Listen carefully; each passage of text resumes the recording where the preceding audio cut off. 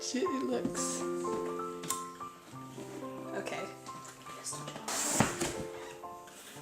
Oh, the hell did I get this out? Okay. It looks like an actual. So.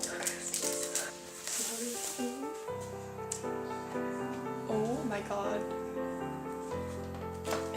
You know what? You remember? It looks like one of those things. Thin. It looks like what we used to get. What was it called? The VTech things. Oh, that is so satisfying. Remember the VTech things? How the screen was already printed on like this, and then do like read it. You want to? Okay. Okay. Most satisfying thing ever.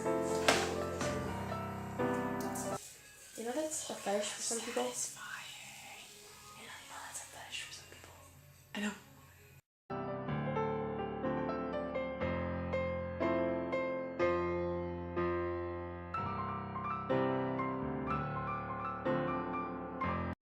Here's my setup. Yes, I am watching Danaville documentary. So after a day, like I literally got this yesterday, this is my setup now, and this is actually like a really good one for a beginner. It's $50. I got it off Amazon. Amazon. It's actually like a really good tab. Here's my pen.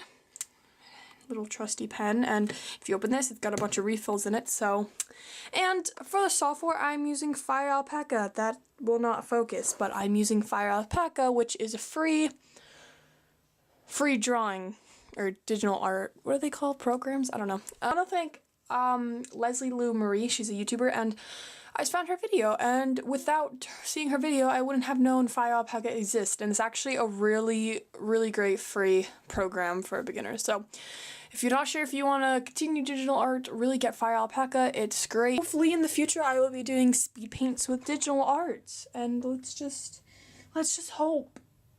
And maybe animation soon. Yes, I am looking forward to doing that. So my voice just like Jesus Christ. Anyone wondering, it's a Yugi? Don't know how to pronounce it.